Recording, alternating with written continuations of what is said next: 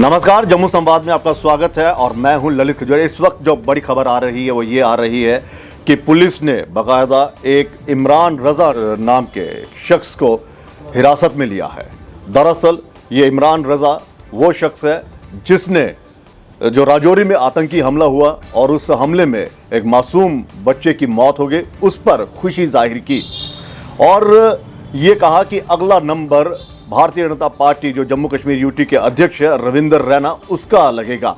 यानी कि खुल्लम खुल्ला एक धमकी भरा ये मैसेज था और इस मैसेज को लेकर पुलिस ने अपनी कड़ी कार्रवाई करते हुए उस शख्स को बाकायदा पुलिस स्टेशन वहाँ पे बुलाया और कड़ी पूछताछ हो रही है। हालांकि आगे क्या है उसका हमें उसकी डिटेल्स हमें पता नहीं है, लेकिन जब हमारी एसपी नौशहरा से बात हुई तो उन्होंने कहा कि हमने उसे हिरासत में लिया है, उससे पूछताछ की जा रही है। और दूसरा सवाल ये है कि क्या अब ये माना जाए कि जिस तरह से ये आतंकी हमले होते हैं और इन हमलों का पूरा देश विरोध करता है, लेकिन कुछ ऐसे भी लोग हैं जो फेसबुक पर या सोशल मीडिया पर अपनी खुशियां जाहिर करते हैं। कुछ हम बाकायदा आपको ये शॉट भी दिखाएंगे, स्क्रीन शॉट दिखाएंगे कि किस तरह से कई लोगों ने कहा गुड शॉट, बीजेपी को अगला नंबर, रविंदर रैना का ये अगला नंबर है, बीजेपी पर अटैक हुआ। कुछ लोगों ने कहा बहुत बेहतरीन, जिंदाबाद। यानी कि कुछ अपने मुस्कुराते हुए जो इस्माइली हैं वो वहाँ पर भेज रहे हैं। तो क्या इससे ये माना जाए कि ये एक किस्म के वो समर्थक हैं जो बाहर खुलकर तो नहीं आते, लेकिन कहीं ना कहीं सोशल मीडिया के जरिए इन आतंकी हमलों का ये पूरा समर्थन करते हैं। जब इस तरह का हमला होता है तो ये काफ़ी खुशियां अपनी जाहिर करते हैं। कोई थंब दिखाता है, कोई अपना मुस्कुराता हुआ जो स्माइली है वो वहाँ पे, जिसे इमोजी कहते हैं मेरे ख्याल में, वो वहाँ पर दिखा देते हैं। कुछ लोग कहते हैं कि बहुत अच्छा हुआ, नारेबाजी और इस तरह का, ये सब के सब अब एक्सपोज होने चाहिए।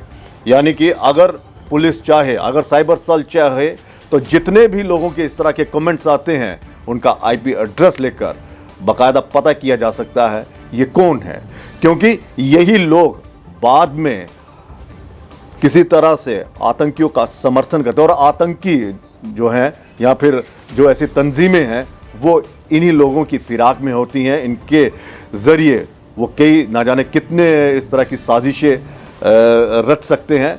हालांकि पुलिस ने एक मुस्तैदी दिखाते हुए इमरान रजा नाम के एक शख्स को गिरफ्तार तो किया है, हिरासत में तो लिया, लेकिन सवाल ये है कि ये लोग खुशी जाहिर कर कर क्या साबित करना चाहते हैं। क्या ये साफ मान लिया जाए कि कुछ लोग हैं ऐसे, कुछ ऐसे कम्युनिटी के लोग जो हैं वो ये चाहते हैं कि यहाँ पर हिंदुओं को टारगेट किया जाए, वो चाहते हैं कि यहाँ पर आतंकवाद यहाँ पर रहे, क्योंकि एक मासूम बच्चे का कत्ल हो जाता है। मैं इसे कत्ल कहूँगा क्योंकि ये कोई बौखलाहट नहीं आतंकियों की। ये आतंकी जो थे वो पूरी साजिश के ज़रिए यहाँ पर आए थे, अपनी तैयारी कर कर आए थे, तभी तो वो मकान वो छत पर चढ़े और वहाँ से ग्रेनेड फेंका। यानी कि वो परिवार को ही मारने आए थे, उस परिवार के सदस्यों को ही मारने आए थे, उनका कत्ल करने आए थे, दहशत फैलाने आए थे। तो वो कोई बौखलाहट नहीं है।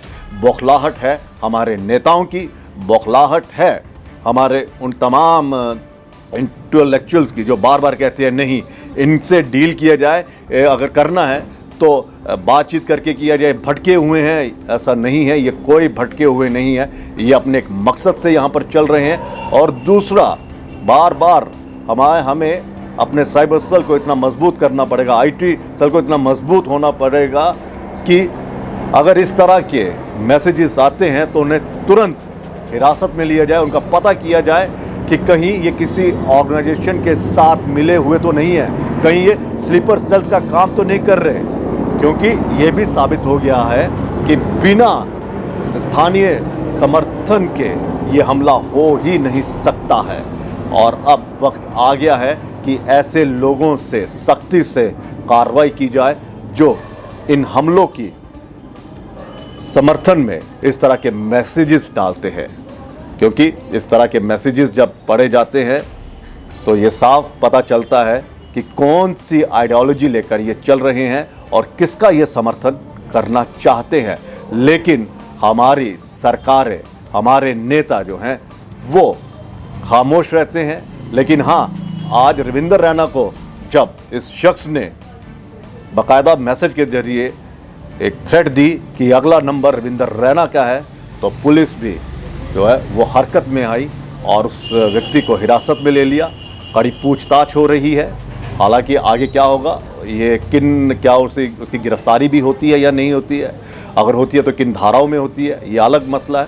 लेकिन इसी तरह की मुस्तैदी मुझे लगता है अब और ज़्यादा दिखानी पड़ेगी। उन तमाम लोगों के ये मैसेज जो चल रहे हैं उनकी एक लिस्ट बनाई जाए। अगर सरकार कई हज़ार व्हाट्सएप के ग्रुप जो है घाटी में, कई पिछले दिनों जब हमने देखा था कुछ महीने पहले, तो घाटी में कितने ऐसे व्हाट्सएप ग्रुप्स थे जो देश विरोधी एक अपनी एक चाल चल रहे थे, मैसेजेस कर रहे थे। वहाँ पर जो देश के खिलाफ अपना विचार रखते हैं या देश के खिलाफ अपना कहा जा सकता है कि आतंकियों का समर्थन करते हैं, उस तरह के जो जब मैसेजेस सर्कुलेट हो रहे थे और वो समर्थन दे रहे थे, तो बाकायदा वो व्हाट्सएप ग्रुप बंद कर दिए गए। अगर वो बंद हो सकते हैं तो ऐसे लोगों को भी ढूंढा जा सकता है। तो अब वक्त आ गया है कि इन मैसेजेस को बिल्कुल भी हल्के में ना लिया जाए, और अगर इस तरह के मैसेजेस आते हैं तो बाकायदा उस मैसेज की जांच की जाए, आईपी एड्रेस वहाँ से निकाला जाए और ऐसे लोगों को हिरासत में लेकर कड़ी कार्रवाई की जाए। फिलहाल हम उस मासूम बच्चे की आत्मा की शांति के लिए भगवान से प्रार्थना करते हैं और परिवार को हम ये कह सकते हैं कि उनके दुख में हम शरीक हैं। हालांकि ये बहुत दुखद खबर थी, बहुत दुखद ये समाचार था कि एक मासूम बच्चे को इन आतंकियों ने मार डाला। फिलहाल अभी भी वक्त है कि पुलिस इस तरह के लोगों को एक लिस्ट बनाए, इस तरह के लोगों की, और कड़ी कार्रवाई करे, क्योंकि यही लोग जो हैं वो एक किस्म का इनको प्रवोक करते हैं, एक किस्म के उनके हौसले बढ़ाते हैं, एक किस्म का ये समर्थन कर रहे हैं आतंक का, आतंकवादियों का, और ये बता रहे हैं कि आप इस तरह से हमले करते रहिए, हम आपको सपोर्ट करते रहेंगे। तो ऐसे लोगों की मानसिकता पढ़ी जा सकती है और ऐसे लोगों के खिलाफ कार्रवाई करने का वक्त भी आ गया है। फिलहाल इजाजत दीजिए, नमस्कार। SP Smart School announces registrations for new admissions for class 11th and 12th. Admission open till availability of seats. Visit www.spsmartschools.com.